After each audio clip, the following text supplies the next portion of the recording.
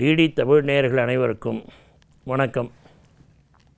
இறையருளும் குருவருளின் துணையோடு நாம் தொடர்ந்து திருமந்திரத்தை சிந்தித்து கொண்டிருக்கிறோம்.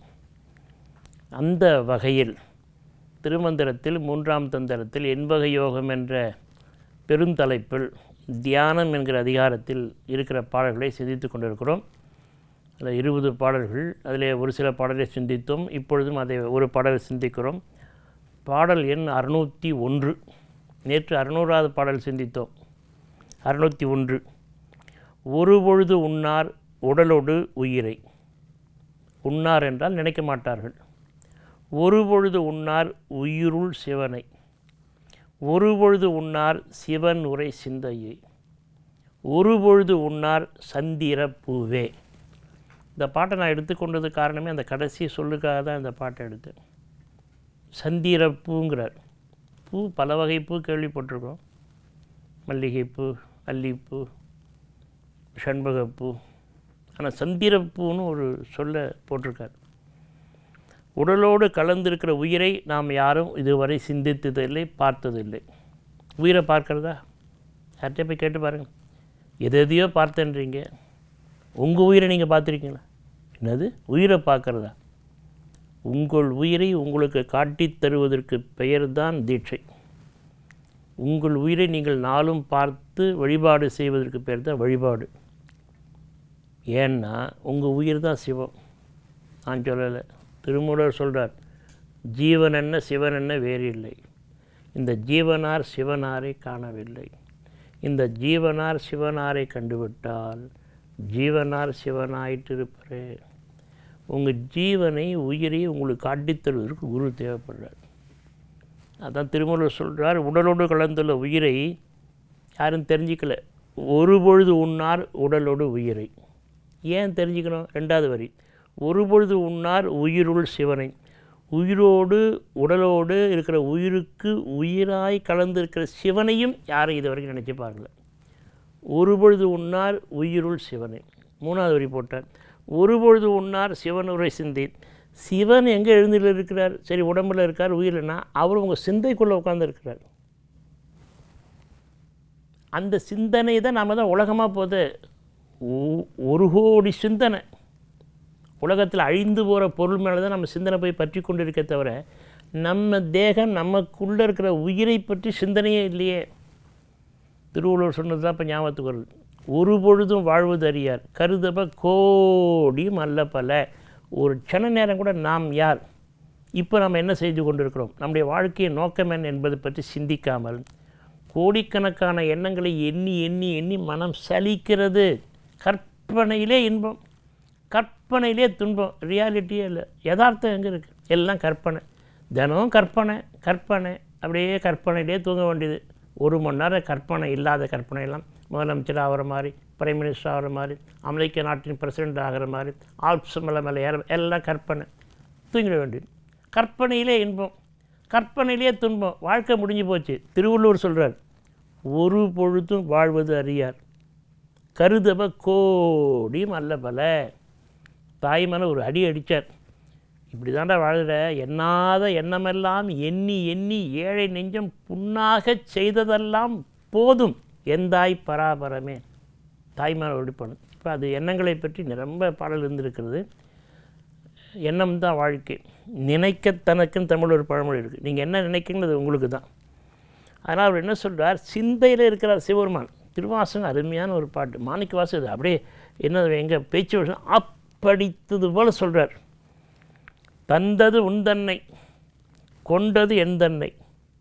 தந்தது உந்தன்னை கொண்டது எந்தன்னை சங்கரா அருகொலோ சதரர்.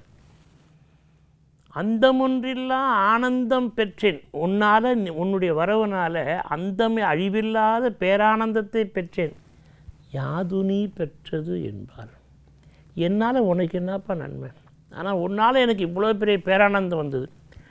அது மட்டும் இல்லை, ஏன் வந்ததான்? சிந்தையே இடமாக கொண்ட எம்பெருமான். திருமூலர் என்ன சொன்னாரோ திருவாசகம், என் சிந்தை இடமாக வந்து நீ குடி கொண்டிட்ட. சிந்தையே கோயில் கொண்ட எம்பெருமான் திருப்பெருந்துறை உரை சிவனே எந்தையே ஈசா உடல் இடம் கொண்டாய். என் உடம்பையே இடமாக கொண்டு எழுந்தில் இருக்கிறாய்.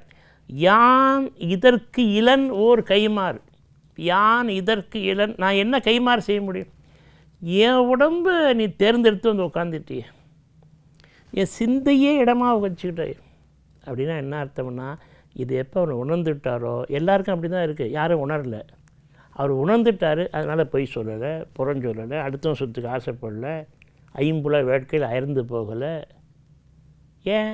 இறைவன் இங்கே தான் இருக்காது. நமக்கு இறைவன் இருக்கார், நாம் தெரிஞ்சிக்க தயாராக இல்லை. சொன்னாலும் ஏன்னா நம்பிட்டா அப்புறமான பொய் சொல்ல முடியாத, நினச்சதெல்லாம் சாப்பிட முடியாத, ஏமாற்ற முடியாத. இதுதான் சிக்கல். தெரிஞ்சுக்கிட்டவங்க ஞானிங்க, உள்ள கடவுள் இருக்காருன்னு தப்பு பண்ணுவோமா?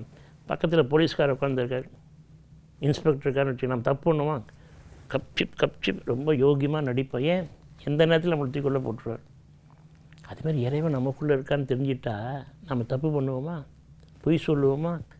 சிந்தையே இடமாக கொண்ட பெருமான், என் உடல் இடம் கொண்டு இருக்கிறாய், யான் இதுக்கு என்ன கைமாறு செய்ய முடியும்? திருமூலர் என்ன சொன்னாரோ அப்படியே திருவாசகம். உயிருக்கு உயிராய் விளங்கும் சிவனை சிந்தையில் வைத்து தியானம் செய்ய வேண்டும். இப்போ நான் பாயிண்ட்டுக்கு வந்துடுறேன்.